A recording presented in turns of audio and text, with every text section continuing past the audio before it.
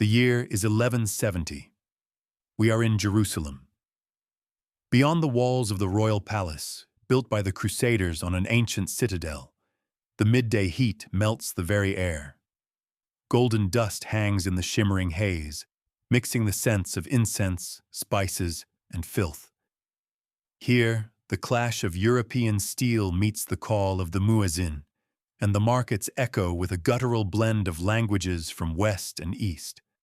It is a world of jarring contrasts, but at its very heart, behind thick walls, was an island of tranquility where the heir to the throne was growing up. In the shade of the palace garden's cypress trees, to the quiet murmur of fountains, the 9-year-old prince, Baldwin, plays without a care. He is the son of the reigning king, Amalric. Playing alongside him are the children of the kingdom's most powerful barons, their movements quick and sharp, like young falcons at play. The heir's childhood seems idyllic, shielded from all the storms of the outside world. But this idyllic scene was already being watched by a man destined to be the first to see the shadow of a coming tragedy. Their tutor, Archdeacon William of Tyre, a man of great intellect and insight to whom history owes its finest chronicle, watches the boy's games intently. He looks upon his ward with warmth.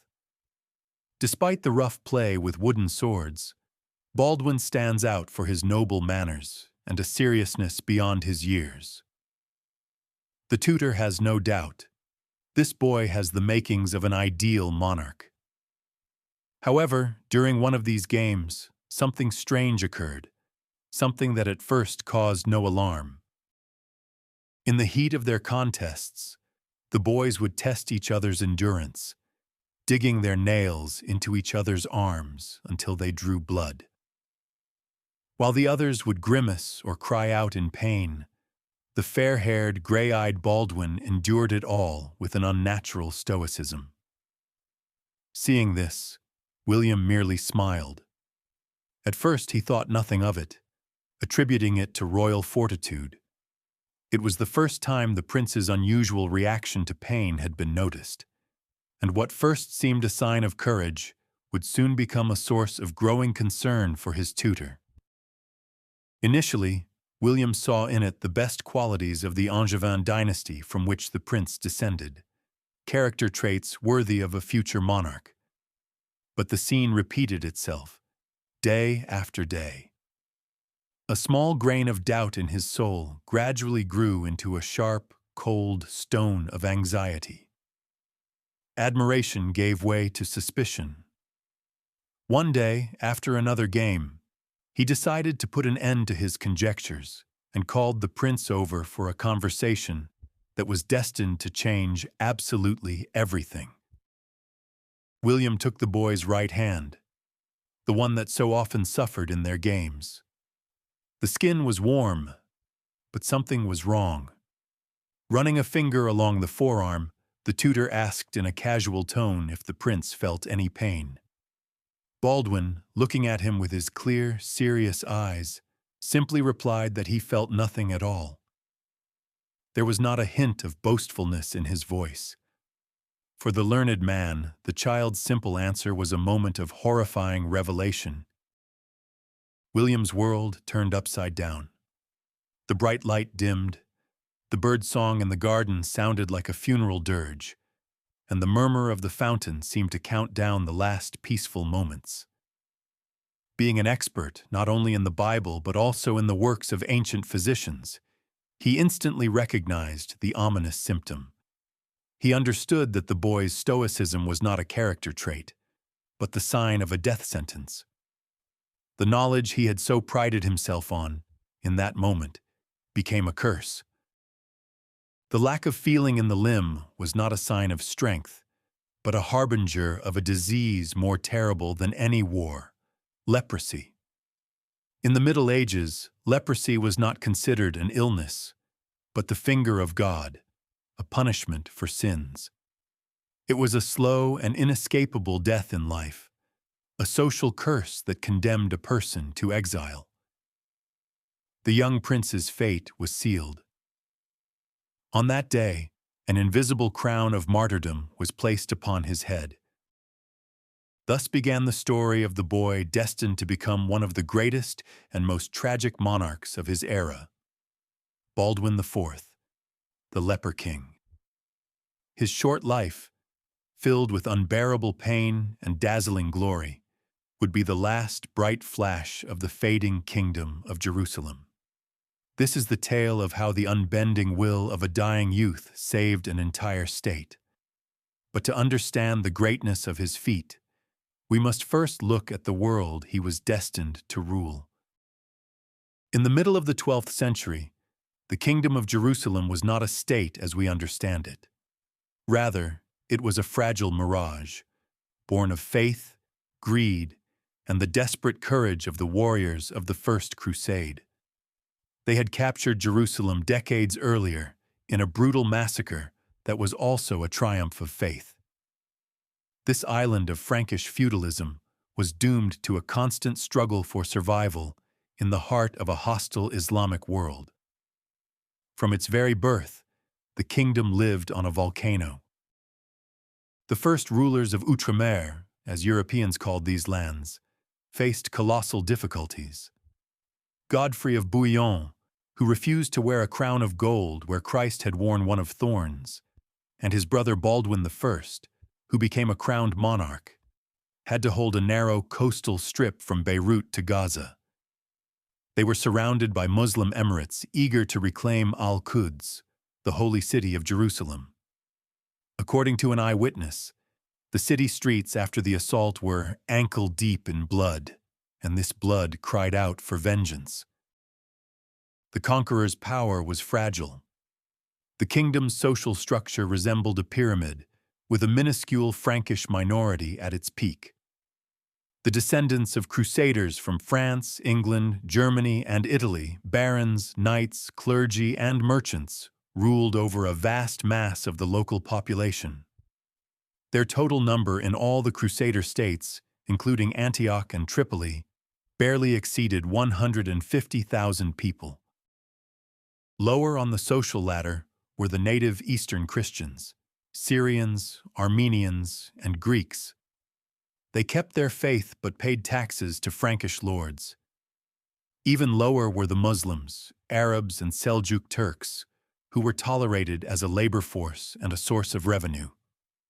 They paid a special tax, the jizya, for the right to practice their faith, but they were never trusted. Governing this boiling pot of peoples and religions, which also included communities of Jews and Samaritans, required not only strength, but also flexible diplomacy. The backbone of the kingdom's military power was the feudal levy provided by the barons. Its core consisted of just a few hundred heavily armed knights, the elite of medieval warfare, supported by infantry from the towns.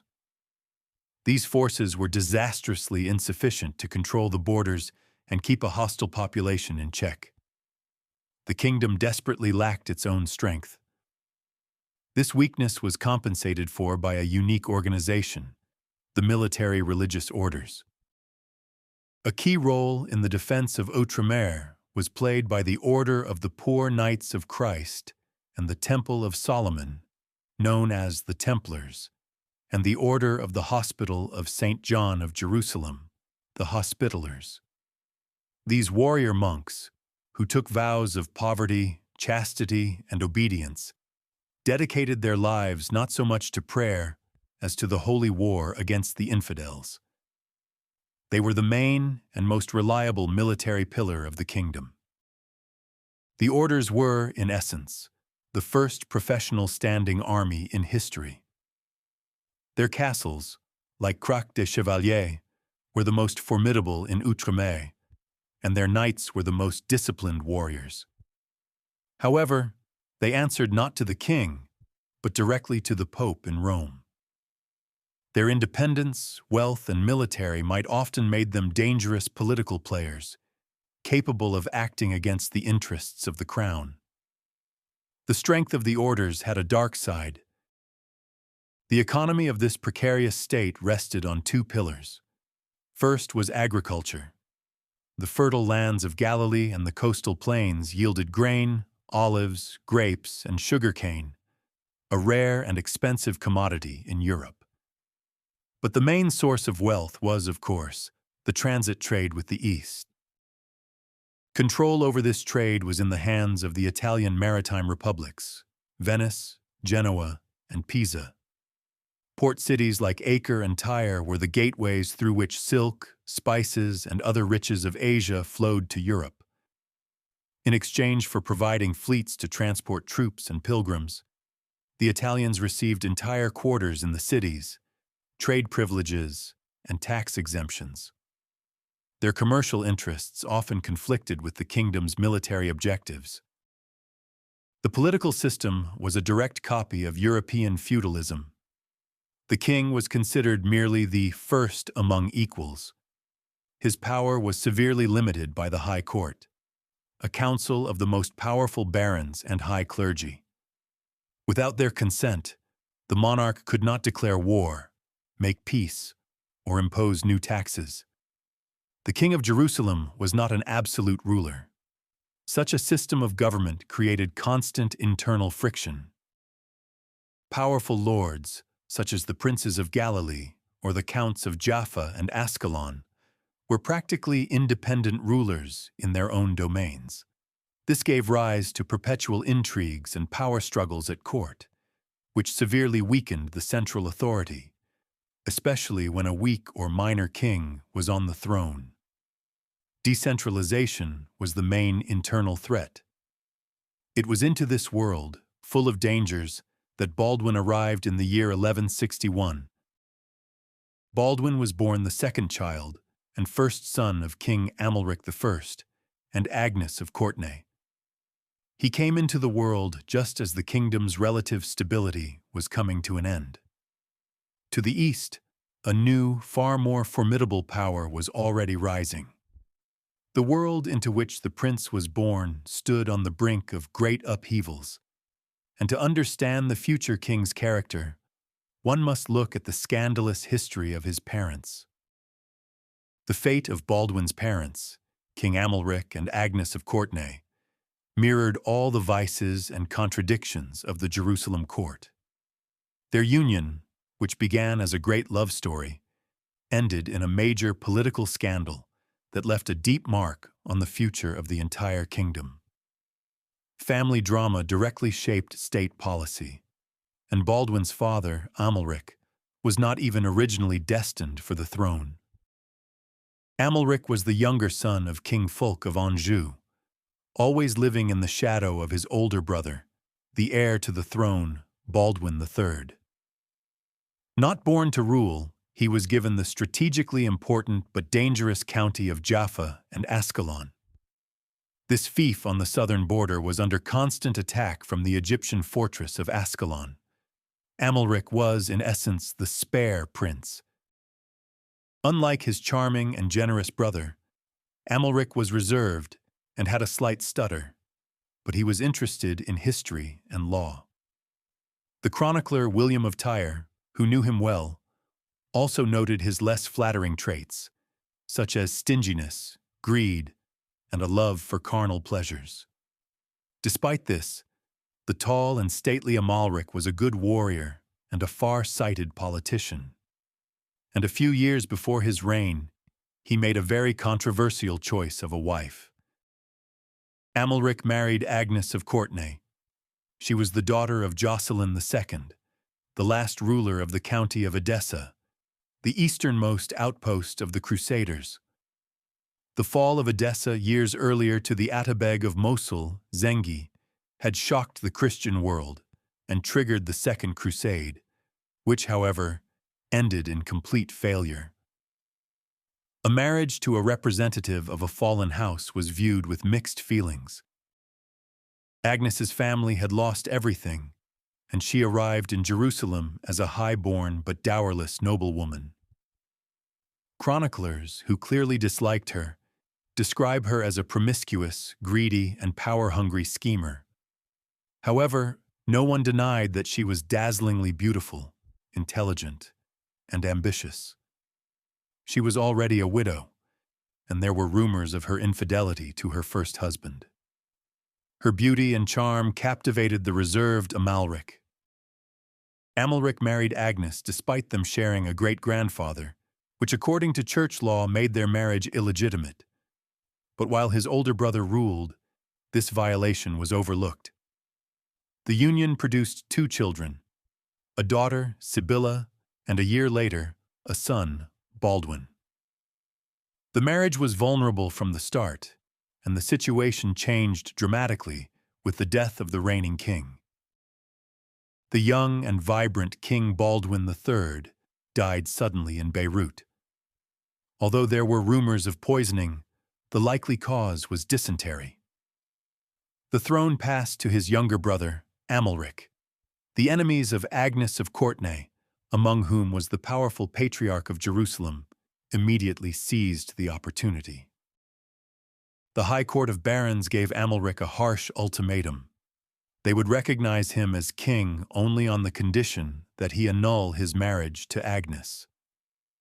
The reasons for this hatred were multifaceted: Agnes's bad reputation, fear of the growing power of her Courtenay clan, who were considered upstarts, and of course, the formal pretext: the illegitimacy of the marriage due to blood relations, the crown in exchange for his wife. Amalric made his terrible choice. Power proved more important than love. The marriage was annulled. Agnes was removed from court, although she retained the title of Countess of Jaffa and Ascalon and received a rich income. Their children, Sibylla and Baldwin, were recognized as legitimate heirs, but were separated from their mother. Fate tore them apart. The 1-year-old Baldwin remained with his father, while his older sister faced a different destiny. The infant Baldwin remained at his father's court in the care of tutors. His sister Sibylla was sent to be raised in the convent of St. Lazarus in Bethany, where their aunt was the abbess. The early separation from his mother, whose name at court was either ignored or spoken with contempt, left a deep imprint on the future king's character. This childhood trauma largely shaped his personality. Agnes herself, however, did not disappear from the political scene. She remarried, first to the powerful Baron Hugh of Ibelin, and after his death, to the Lord of Sidon. She remained an influential figure, weaving intrigues, building her own faction at court, and biding her time until she could regain power through her children. The exiled queen remained a power behind the throne. Meanwhile, her former husband, King Amalric, proved to be a very energetic ruler. He considered the main threat to be Egypt, which was weakened by the internal strife of the Fatimid Caliphate. The Egyptian adventure became the leitmotif of his reign. He undertook 5 military campaigns into the Nile Valley, with the aim of either conquering it or making it a vassal state, creating a buffer zone and gaining access to its riches. However, Amalric's costly and unsuccessful campaigns drained the treasury and led to the exact opposite result. The powerful ruler of Syria, Nur al-Din, Zengi's successor, intervened in the struggle for Egypt. He sent his best general, Shirkuh, to Egypt, and with him, his young nephew, Yusuf ibn Ayyub, whom history would come to know as Saladin. The king's actions had brought a far more dangerous adversary to life. In the course of a complex struggle of intrigue and battles, Saladin managed to eliminate both the Fatimid viziers and his own uncle. By the late 1160s, he had become the de facto ruler of Egypt. This created a catastrophic geopolitical situation for the Kingdom of Jerusalem. And it happened just as William of Tyre discovered the terrible disease in the young Prince Baldwin. Now the Franks were caught in a vice. Instead of 2 fragmented neighbors, they faced Egypt and Syria united under the authority of Nur al-Din, and the governor in Egypt was the young, brilliant, and ambitious Saladin. The sword of jihad, the holy war for the recovery of Jerusalem, now hung over Outremer. The threat had become mortal. Within the kingdom itself, there was no unity at this time either. The Jerusalem court was split into two warring factions. The party of the native barons, led by Count Raymond of Tripoli, advocated for flexible diplomacy and alliances with Muslims. They were opposed by the court party, consisting of newly arrived adventurers from the west and the king's relatives, including Agnes of Courtenay. They craved uncompromising war, considering any treaty with the Saracens a betrayal. Baldwin grew up in this atmosphere of intrigue, deprived of a mother's affection, observing the struggles of the court factions. His father, Amalric, tried to strengthen the dynasty by marrying a second time to the Byzantine princess Maria Komnena. This marriage brought an alliance with Constantinople, but also created a new line of succession, as a daughter, Isabella, was born. The kingdom was like a ship in a storm, with cracks in its hull and a crew torn by strife. And the captain of this sinking ship was soon to be a sick boy. The news of the prince's illness, which William of Tyre delivered with a heavy heart to King Amalric, immediately became a state secret of the utmost importance. The reason for such secrecy lay in the fact that leprosy in the 12th century was not just a disease. In the Middle Ages, leprosy was considered a social and religious problem, not a medical one. According to Old Testament beliefs, it was God's punishment for sins. Lepers, required to wear a bell, were cast out of cities and considered the living dead.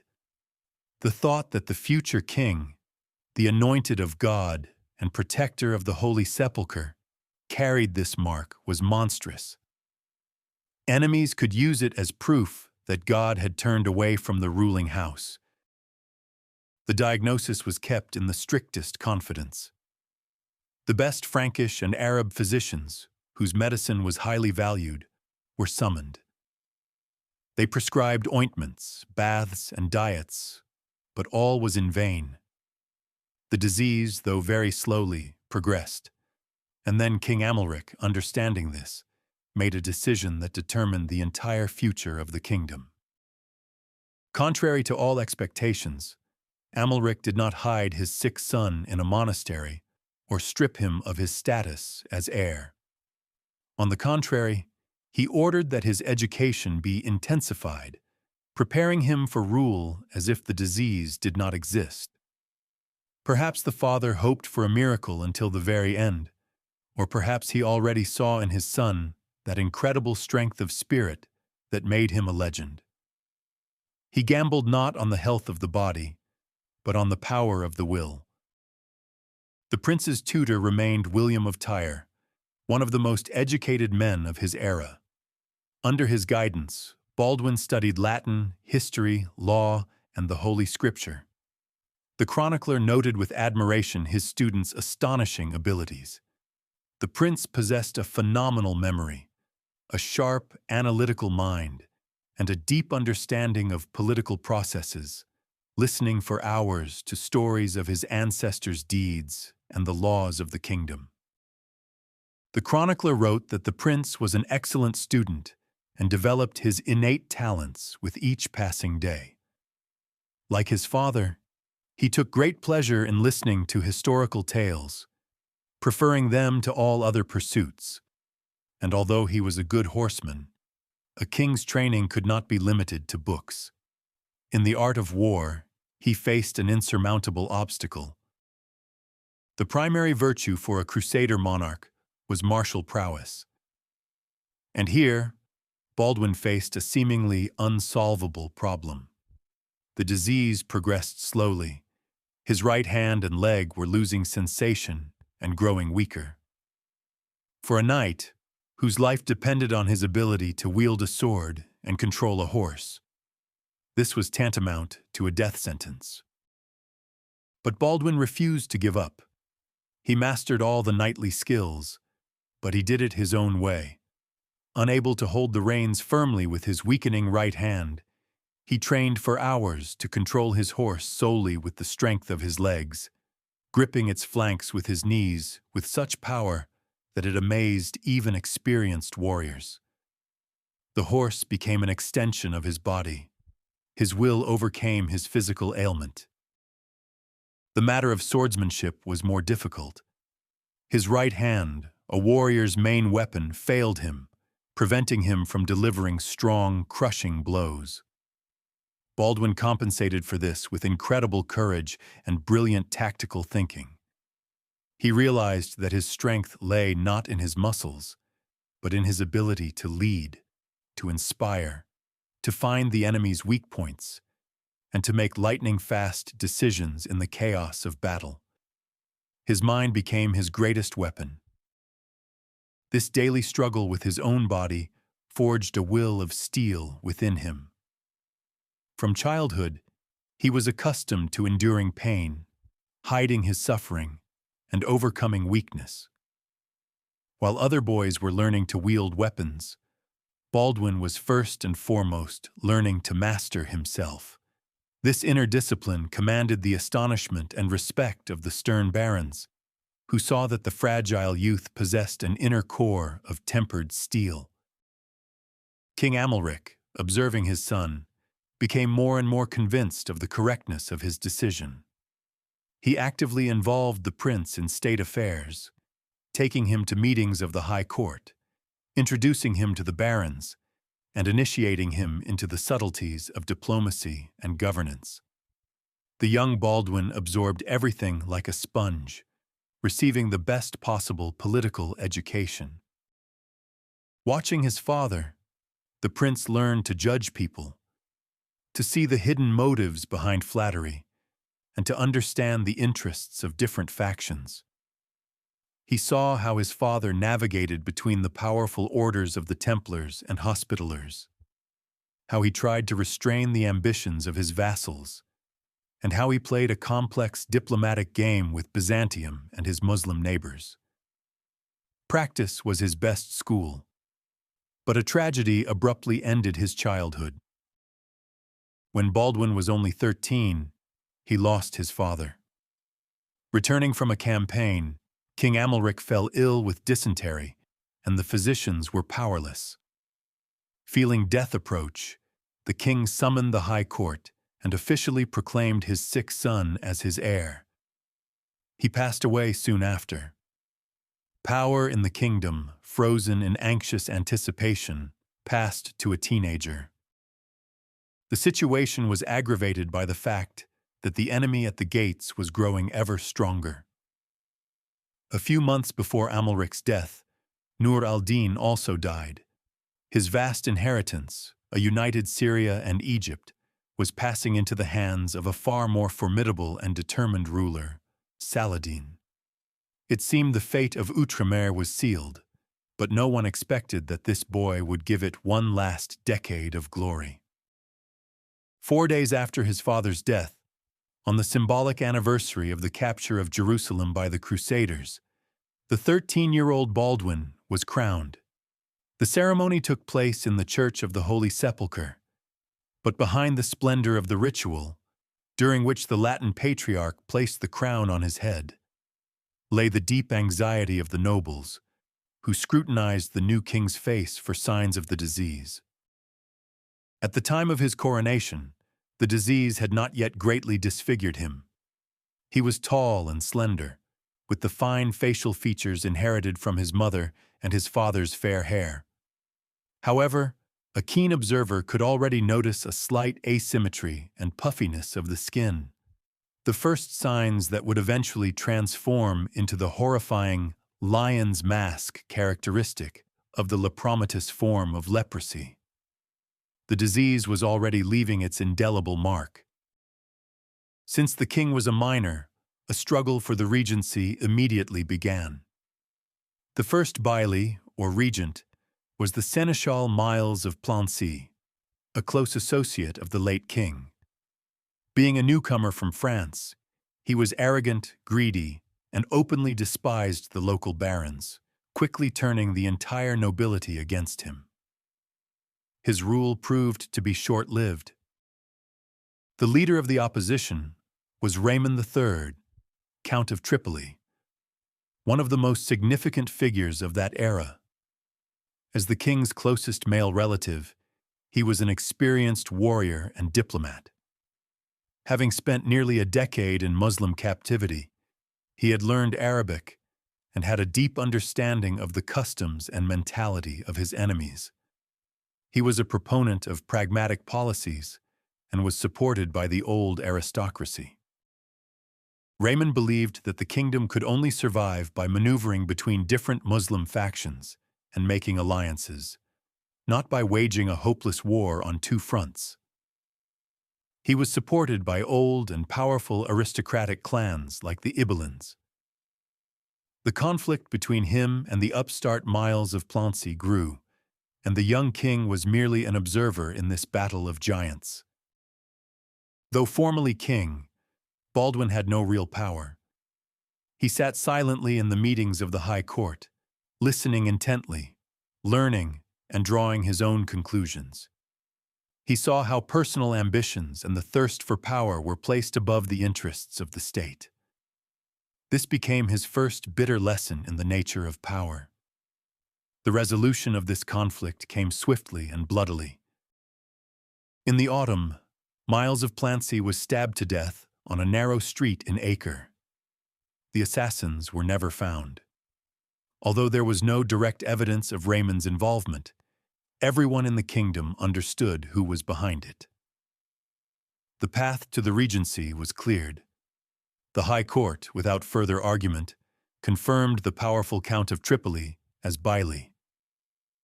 A political assassination had settled the question of power.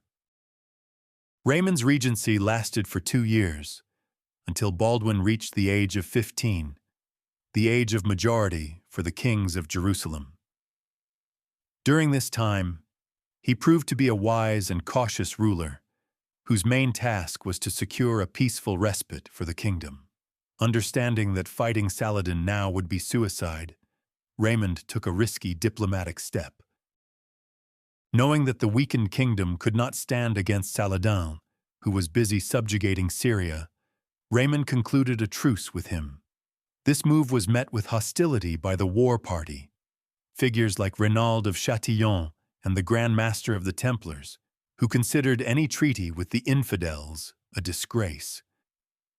But the regent insisted, giving the state a vital breathing space. Pragmatism triumphed over fanaticism. For the young Baldwin, these 2 years became a true education in governance. Unlike his predecessor, Raymond did not exclude him from affairs of state. He treated the king with respect, involved him in the discussion of all important issues, and taught him the subtleties of diplomacy, law, and military strategy. The regent became a good mentor for the future ruler.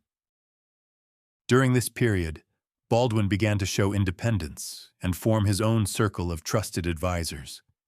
He brought his maternal uncle, Jocelyn III of Courtenay, who was personally loyal to him, closer. He appointed his teacher, William of Tyre, as chancellor and later as archbishop. He also maintained good relations with the powerful Ibelin clan, who embodied knightly honor. The most important event of this period was planning the future of the dynasty. It was obvious to everyone that the leper king was doomed to be childless. The kingdom needed an heir, which meant that a marriage for Baldwin's sister, Sibylla, had to be arranged urgently. Her husband could become the future ruler and protector of the state. By the joint decision of Raymond and Baldwin, William of Montferrat, nicknamed Longsword, was chosen as Sibylla's husband. He belonged to a powerful northern Italian family related to the kings of France and the Holy Roman Emperors. This dynastic marriage was supposed to provide the kingdom with much-needed aid from the West. As the time approached for Baldwin to rule in his own right, Raymond's regency came to an end. Baldwin turned 15. The regency of Raymond of Tripoli officially ended. The young man, whose body already bore the clear marks of his illness and whose hands were weakening, took the full reins of power.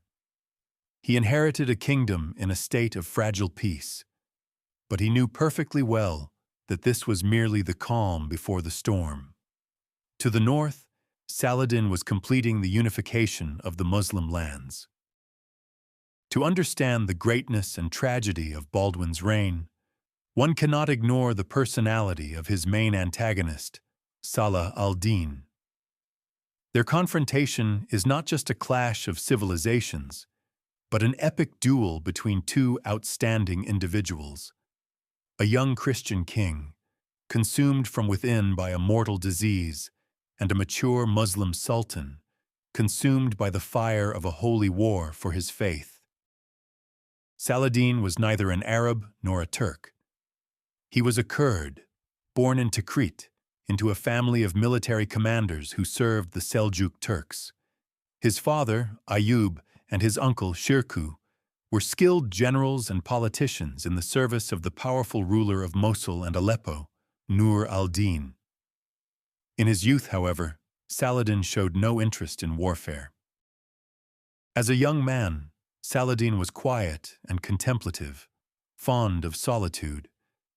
He studied the Quran and Islamic theology deeply, and it seemed he was destined for a career as a scholar or an official, not a warrior.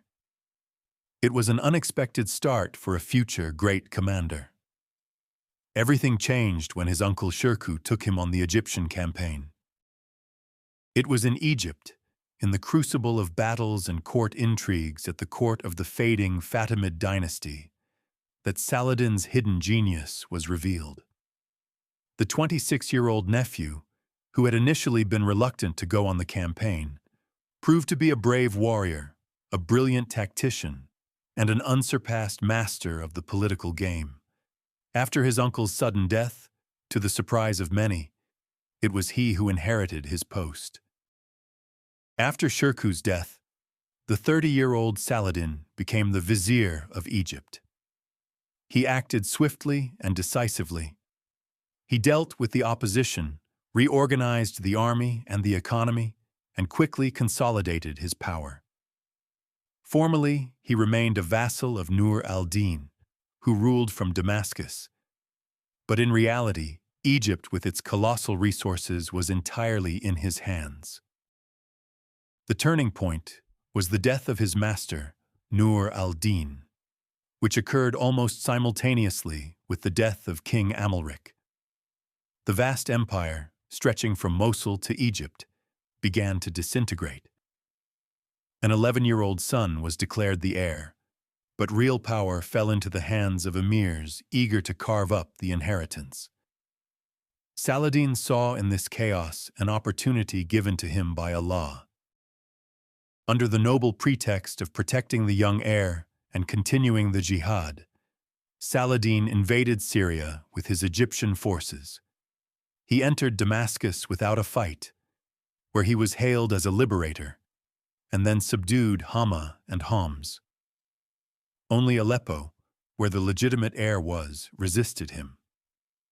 Thus, Saladin began to build his own empire.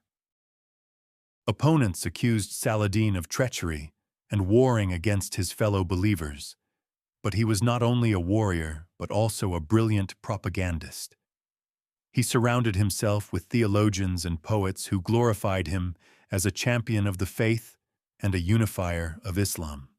By leading an ascetic lifestyle, being generous to his soldiers and just to his subjects, he built a reputation as an ideal ruler, sent by the Prophet to liberate Jerusalem. Saladin's war machine was also one of the best in the East. The core of his army was the Mamluk cavalry, professional slave soldiers of Turkic origin, trained in the art of war from childhood. Superb horsemen and archers, they preferred to shower the enemy with arrows, avoiding direct clashes. They were supplemented by Kurdish and Turkmen militias, as well as infantry. By the time Baldwin assumed full power, Saladin was already the ruler of Egypt, Damascus, and southern Syria, and bore the title of Sultan. His empire surrounded the Crusader kingdom from the south and east. The struggle with other Muslim rulers was still ongoing, and the truce with Raymond was for him only a temporary respite to gather strength. The enemy had become stronger than ever. The main goal of Saladin's life was the expulsion of the Franks and the recovery of Jerusalem. For him, the Crusader kingdom was a thorn in the heart of the Islamic world. Al-Quds is the third holiest city in Islam after Mecca and Medina, from which, according to tradition, the Prophet Muhammad made his ascension. The fact that the Al-Aqsa Mosque had been turned into the headquarters of the Templars was a sacrilege. Reclaiming the city was his sacred religious duty. Baldwin and his advisors understood this perfectly and watched Saladin's rise with growing anxiety. The only question was when and where the Sultan would strike. The young, disease-ridden king, at the head of a kingdom torn by strife, prepared to face the most formidable military force in the Middle East, led by a brilliant leader. An unequal battle was inevitable. The autumn of a new year would forever be etched in the history of the Kingdom of Jerusalem. This year became a moment of truth for the 16-year-old Baldwin. He had to prove to everyone, and above all, to himself, that despite his illness, he was a true king, a warrior, and a protector of his people. The events of this year led to one of the most legendary battles in the history of the Crusades. It all began with a strategic error. The powerful Count Philip of Flanders arrived in the Holy Land with a contingent of knights. But instead of helping in the defense against Saladin, he, along with Raymond of Tripoli and the forces of Antioch, led the main armies of the kingdom north to besiege Muslim cities. The southern borders were left virtually undefended, and Saladin immediately decided to exploit this. Saladin could not miss such an opportunity. He gathered a huge army, numbering up to 30,000 warriors, mostly elite Mamluk cavalry, and invaded the kingdom from Egypt. His plan was simple: to bypass the border fortresses and strike directly at the heart of the kingdom, Jerusalem. He knew the main Frankish forces were in the north and was confident of an easy victory over the sick boy king. The news of the invasion plunged Jerusalem into panic. It seemed that all was lost. But it was at this moment that the 16-year-old Baldwin showed an iron will and astounding leadership qualities. He flatly refused to hide in the capital and announced a call to arms for all available forces to immediately march to meet the enemy. The king took the initiative into his own hands. The army Baldwin managed to assemble was laughably small. Under his banner stood only about 375 knights, including 80 Templars led by their Grand Master and a few thousand infantrymen. The total force barely exceeded 6,000 men. It was David going against Goliath. The chances of victory in an open battle were practically nil. Despite a sharp deterioration in his health, Baldwin insisted on personally leading the army. Overcoming the pain, he rode his horse. Among the knights who answered his call were the legendary Ibelin brothers and the recently released from captivity Reynald of Châtillon. Before the army, they carried their greatest relic, a fragment of the true cross, which instilled in the warriors an unbreakable resolve. The Crusader army, pushed to its limits, marched to the southern fortress of Ascalon and managed to enter the city just ahead of Saladin's vanguard. Confident in his overwhelming superiority, the Sultan made a fatal mistake. He did not besiege Ascalon, considering the pathetic force trapped there to be no threat.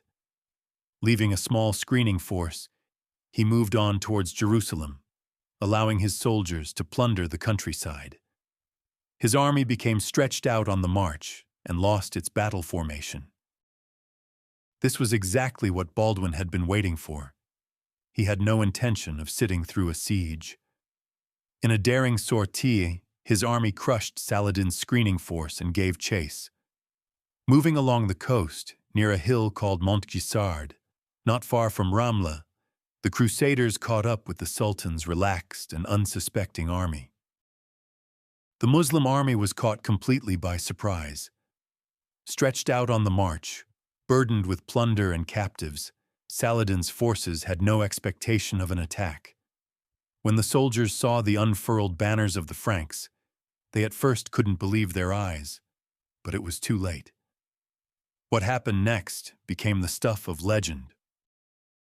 Before the attack, according to chroniclers, the young king dismounted and fell prostrate before the fragment of the Holy Cross, praying to God for victory. Rising with a face shining with determination, he gave the order. The small but cohesive army of the Crusaders, coiled like a steel spring, crashed into the vast but disorganized mass of the enemy. The heavy cavalry of the Templars charged at the vanguard like a battering ram. Next to them, the knights led by Baldwin himself charged into the fray. On this day, it was as if the disease had retreated from him. He fought like a lion, and his personal courage inspired his warriors. The impact was of such crushing force that Saladin's enormous army could not withstand it. It faltered, and then it broke and fled. The Mamluks, unable to form up and use their favored tactic of archery, were drawn into close-quarters combat, where the heavily armored Frankish knights had a complete advantage. A slaughter began. Saladin's personal guard, 1,000 of his best warriors, was almost completely wiped out. The Sultan himself barely escaped, fleeing on a swift racing camel. Saladin's army effectively ceased to exist. Thousands were killed or captured. The pathetic remnants of the force fled in panic back to Egypt, pursued and cut down along the way by Bedouins. It was the most devastating defeat of Saladin's military career. He returned to Cairo with only a handful of his bodyguards. Baldwin IV and his handful of heroes returned to Jerusalem in triumph. The 16-year-old leper king instantly became a living legend throughout the Christian world. He had achieved the impossible, proving that the strength of the spirit could overcome the weakness of the flesh, and that a handful of brave men fighting for their land could defeat countless hordes. The victory at Montgisard gave the Kingdom of Jerusalem almost a decade of peace. Saladin was taken out of the game for a long time. It took him years to rebuild his army and his shattered prestige. For Baldwin, this was the peak of his glory. But in the serpent's den of the Jerusalem court, as the shadow of the king's illness grew darker, new intrigues were brewing that would prove more terrible than any enemy invasion. The main internal problem remained the question of succession. The king's illness was progressing relentlessly, and it was clear to everyone that he would not live long and would not leave a direct heir. All eyes of the nobility were on his older sister, Sibylla. Her hand in marriage became the main prize in a political game that would ultimately lead the state to the brink of ruin. Sibylla was the complete opposite of her reserved and rational brother. While Baldwin placed duty above all else, she was passionate, impulsive, and easily influenced by others. From her mother, Agnes, she inherited not only beauty, but also a love for power. Despite the years spent in a convent, she longed for secular life and authority. Her first, seemingly perfect husband, William Longsword, who arrived in the kingdom, proved short-lived. Young, brave, and a representative of the highest European aristocracy, he died of malaria just a few months after their wedding, leaving Sibylla pregnant. She gave birth to a son, whom she named Baldwin in honor of her brother. This boy became the nominal heir to the throne. But the kingdom needed not an infant on the throne, but a strong man, a king consort capable of leading the army. The search for a new husband for Sibylla became an arena of fierce struggle between court factions. The party of the native barons, led by Raymond and the Ibelins, proposed their candidates, while the court party, led by the king's mother, Agnes of Courtenay, had its own plans. A young knight from Poitou, named Guy of Lusignan, arrived in the Holy Land. He possessed neither high birth, nor wealth, nor talent. His reputation back home was dubious. But the court party, which included the king's mother, her brother Jocelyn, the Grand Master of the Templars, and Reynald of Châtillon, saw in him the perfect candidate. Guy had one important quality. He was handsome and charming. Sibylla, tired of political intrigues, fell head over heels in love with him. Her mother, Agnes of Courtenay, immediately saw Guy as the perfect puppet through whom she could control the state. She and her party began to actively promote his candidacy as a husband for the heir to the throne. Baldwin IV, whose physical condition was steadily deteriorating, was categorically against this union. He understood perfectly well that Guy was an empty and worthless man, completely incapable of ruling. But he was under immense pressure from his sister and mother. The situation was complicated by the threat of a coup from Raymond of Tripoli, who wanted to marry Sibylla to his own candidate. Fearing schism and civil war, exhausted by illness and endless intrigues, Baldwin made his biggest and most fatal mistake. On Easter, he gave his consent to the marriage of Sibylla and Guy of Lusignan. As William of Tyre later wrote, "It was a dark day for the kingdom of Jerusalem, for all were astonished by the choice of a husband not famed for his intellect or his valor." The consequences of this marriage were not long in coming. Having become the king's brother-in-law, Guy immediately showed his true colors. He proved to be arrogant, incompetent, and completely under the influence of his wife and the court clique. The schism in the kingdom deepened to its limit. The old aristocracy, led by Raymond and the Ibelins, openly despised the new favorite. The state was divided into two warring camps. Baldwin watched in horror as his kingdom fell apart from within. He tried to maneuver, to reconcile the parties, but his physical strength was rapidly failing. The leprosy had entered its next stage. He began to lose his sight, and non-healing sores appeared on his hands and feet. Soon he could no longer sit on a horse, and had to be carried on a litter. When a recovered Saladin resumed his invasions, Baldwin was already so weak that he could not personally lead the army. He was forced to appoint his brother-in-law, Guy of Lusignan, as regent and commander-in-chief. Guy immediately demonstrated his complete incompetence. Having assembled a huge army, he showed cowardice and indecision, failing to give a decisive battle and allowing Saladin to plunder the countryside with impunity, after which he shamefully retreated. When news of this humiliation reached Baldwin, his anger was terrible. Despite his infirmity, he found the strength to act. He immediately dismissed Guy from the regency and command and tried to force Sibylla to divorce her worthless husband. But the stubborn and infatuated Sibylla flatly refused. Then the dying king took a desperate step.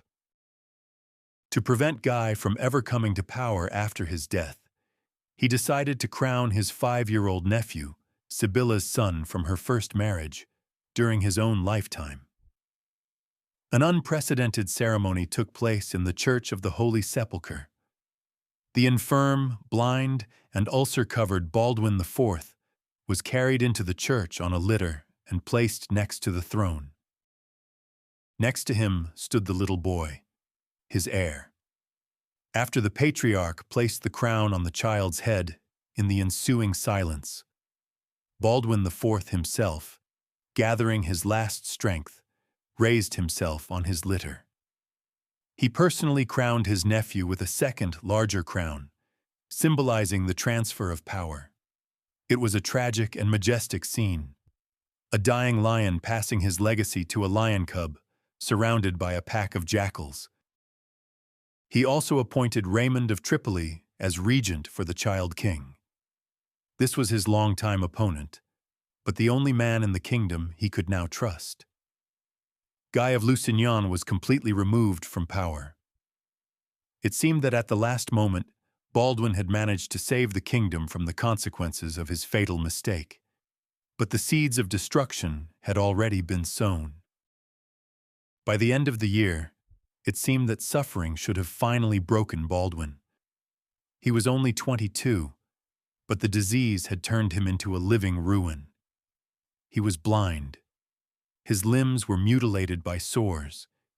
He could not walk, and every movement caused excruciating pain. But in this fading body, the indomitable fire of royal duty still burned, and fate gave him one last chance to prove it. The enemy was not idle. Saladin, seeing the internal strife in Jerusalem and the humiliating passivity of Guy of Lusignan, decided to strike again. His target was one of the most important Crusader fortresses, Kerak of Moab, in Ultra-Jourdain. This fortress was the key to controlling the caravan routes, and it was held by the man Saladin hated most. The castle of Kerak was the fief of Reynald of Châtillon. This baron was known for his treachery, cruelty, and recklessness. He constantly broke truces, plundered rich caravans heading to Mecca, tortured prisoners, and even launched a daring raid into the Red Sea, threatening the holy places of Islam. Saladin hated him with a burning passion and publicly swore that he would personally cut off his head. A personal feud became the pretext for a great war. Saladin, with a huge army and 9 siege catapults, laid siege to Kerak. The occasion was significant. A wedding was taking place in the castle. Reynald's stepson was marrying the 11-year-old Isabella, King Baldwin's half-sister. The Sultan hoped to capture the entire nobility of Ultra-Jourdain and began a powerful assault. The defenders fought back desperately, but their strength was failing. When news of the siege reached Jerusalem, the dying king made a decision that shocked the court. Despite the pleas of the barons and doctors, who insisted he would not survive the journey, he announced that he would personally lead the relief army. His will was unbendable. He could not allow Saladin to capture a key fortress. Thus began the most astonishing campaign in the history of the Crusader states. At the head of the army, carried on a litter, was its king, the blind, mutilated Baldwin IV, unable to hold himself in a saddle.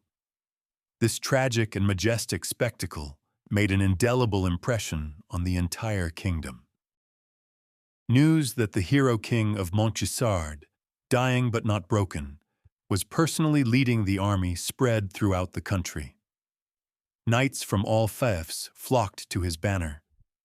Even his old adversary, Raymond of Tripoli, did not hesitate to bring his contingent and submit to his suzerain's command. The king's personality had once again united the divided country. Saladin, upon learning of the approaching Frankish army led by the king on a litter, was stunned.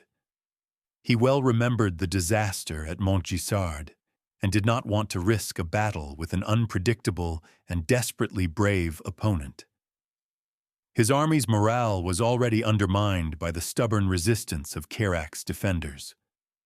Without waiting for the main forces to arrive, the Sultan ordered the siege to be lifted and retreated. The fortress was saved without a single sword stroke. When Baldwin's army approached Kerak, they saw only an empty enemy camp. The king was so weak that he could not even leave his litter to accept the thanks of those he had saved. But he had done his duty. He had proven for the last time that as long as he lived, the kingdom would not be conquered. This campaign on a litter was his swan song. Returning to Jerusalem, Baldwin took to his bed for good. His strength left him. He made his final arrangements, confirming Raymond's regency and ensuring the safety of his nephew. He had done all he could, and even more. Now the fate of the kingdom passed into other, far less reliable hands. The final burst of energy had completely exhausted his life force. The leprosy entered its final, most terrible stage, destroying his nervous system and turning his body into an immobile, mutilated mass. He was blind, unable to move, and could barely speak. But even in this state, trapped in the prison of his decaying flesh, his mind remained clear and sharp. His main concern was the fate of the young King Baldwin V. The boy was only 6 years old, a frail and sickly child. To leave him alone to the mercy of ambitious relatives, his mother Sibylla and her husband Guy, was to condemn both him and the entire kingdom to destruction. Baldwin summoned the high court to his deathbed again and again. The barons gathered in his chambers, filled with the smell of medicine and decay, and listened to the will of the monarch, which he expressed through trusted intermediaries, most often his chancellor, William of Tyre. His final decisions were dictated by a harsh realism, completely free of personal sympathies and antipathies. He was creating his political testament.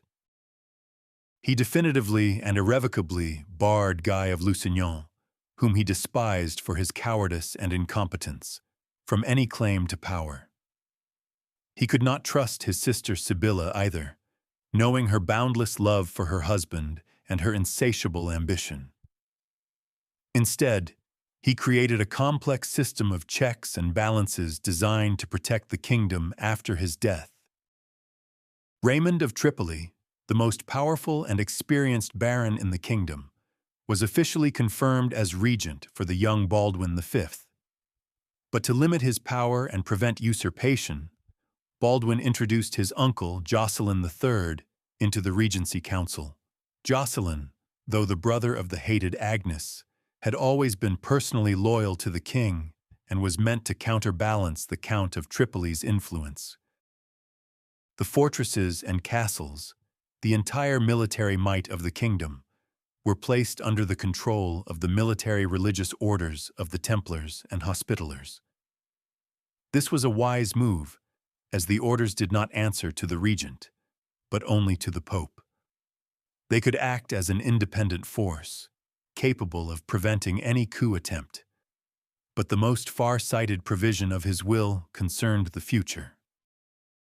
Baldwin decreed that if his nephew, Baldwin V, died before reaching the age of majority, the question of the new ruler should not be decided by the local barons, but by an arbitration court of the 4 most powerful monarchs of the Christian world: the Pope, the Holy Roman Emperor, the King of England, and the King of France. Until their verdict, Raymond of Tripoli was to remain regent. With this decision, Baldwin pursued 2 goals. First, to pull the rug out from under Sibylla and Guy, denying them an automatic right to the throne. And second, which was even more important, to finally involve the Western monarchs in the fate of the Holy Land. He understood that without massive aid from the West, his kingdom was ultimately doomed. By the winter, his condition became critical. His agony was long and torturous. Before his death, he forgave his enemies, provided for his loyal servants, and made gifts to the churches. In the 3rd month of the year, at the age of 24, Baldwin IV, the leper king, passed away. His death was not unexpected, but it plunged the kingdom into deep mourning. He was buried with full honors in the Church of the Holy Sepulchre, next to his father. The last great figure of the Kingdom of Jerusalem was gone. For 11 years, by his spirit alone, By his unbending will, he had held back the disintegration of the state, postponing the inevitable. He left behind a carefully constructed but fragile structure of power. The forces of evil he had fought for so long had only been lying in wait, biding their time. The candle had burned out. The death of Baldwin IV was the stone that started an avalanche. His complex system of checks and balances, his political testament, all of it lasted for a painfully short time. It shattered against the reefs of human passion, folly, and ambition. The subsequent events unfolded with the speed of an ancient tragedy, leading inexorably to catastrophe. As decreed, the 7-year-old Baldwin V ascended the throne, with Raymond of Tripoli as regent. He immediately concluded a new 4-year truce with Saladin, giving the kingdom a vital respite. The court party, led by Sibylla and Guy, lay low. But in the summer of the following year, the small, sickly king suddenly died in Acre. He was only 8 years old. There were rumors of poison, though the cause of death was most likely natural. With his passing, Baldwin IV's testament came into full force. The regency was to remain with Raymond until the monarchs of Europe decided who should receive the crown, Sibylla or her younger sister, Isabella. But Sibylla and her supporters were not going to wait. They staged a swift coup. While the regent Raymond was in his northern domains, Sibylla's uncle, Jocelyn, lured him out of the capital with a trick. Relying on the support of the Templar Grand Master Gerard de Riedfort, Patriarch Heraclius, and Reynald of Châtillon, Sibylla seized power in Jerusalem. Sibylla declared herself queen. However, the High Court, which hated her husband, agreed to crown her on one condition only. She must divorce Guy of Lusignan. They promised her that after the coronation, she could choose any new husband she wished. Sibylla publicly agreed. It was a ruse that allowed her to gain the crown. During the ceremony in the Church of the Holy Sepulchre, the patriarch placed the crown on her head. Then he handed her a second crown, intended for the new king she would choose. And at that moment, Sibylla made her fateful choice.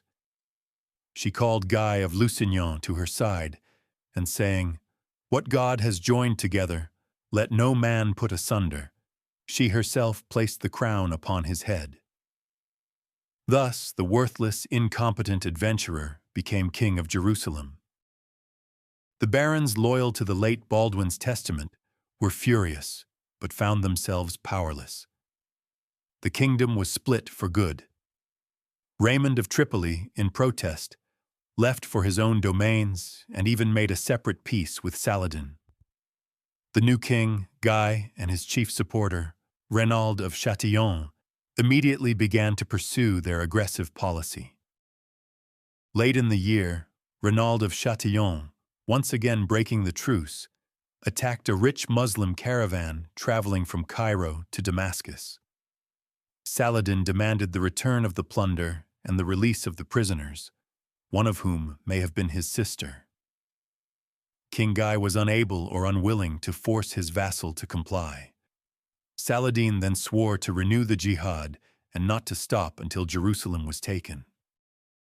In the spring, Saladin assembled the largest army the Muslim world had ever seen. King Guy ordered a general mobilization, gathering all the forces of the kingdom. The two armies met at the Battle of Hattin. Due to the catastrophic tactical errors of King Guy, who led his army into a waterless desert, the Crusader force was surrounded and completely annihilated. It was the most terrible military disaster in the history of Outremer. King Guy himself, the Grand Master of the Templars, and hundreds of barons and knights were taken prisoner. Saladin kept his oath and personally beheaded Reynald of Châtillon. After the Battle of Hattin, the kingdom was left decapitated and defenseless. Cities and castles surrendered to Saladin one after another. A few months later, after a brief siege, Jerusalem capitulated. The city, which had been in Christian hands for 88 years, was lost. The life's work of Baldwin IV, the crippled life he gave for his kingdom, had crumbled to dust. And it happened just 2.5 years after his death. So what, then, is the legacy of the leper king? If judged by the final result, his reign could be considered a tragic failure. He failed to prevent the schism, and his kingdom fell almost immediately after he was gone. But such an assessment would be superficial and unjust. The legacy of Baldwin IV lies on a different, intangible plane. He became an eternal symbol of how the human spirit, will, and sense of duty can be immeasurably stronger than any physical ailment. In an era that valued physical strength above all, he, a cripple, ruled and won. For 11 years, almost single-handedly, upon his fragile, disease-ravaged shoulders, he held up the entire edifice of the Kingdom of Jerusalem. As long as he was alive, Saladin, the greatest general of the Islamic world, could not achieve a decisive victory. As long as he was alive, Jerusalem remained Christian. He gave his kingdom a whole decade of life, a decade it should not have had. His tragedy is that he was the last. After him, there was no one who combined royal blood, wisdom, and an unbending will. The people who replaced him proved to be worthless, and in an instant, they squandered everything he had preserved with such difficulty. Therefore, the story of Baldwin IV is not a story of success. It is a story of a great and tragic resistance against fate. His story has endured through the centuries as a legend of a fading candle that, in the darkest hour, can burn brighter than the midday sun before finally going out, leaving behind an eternal memory. If you were moved by this story, subscribe to our channel, give it a like, and share your thoughts in the comments.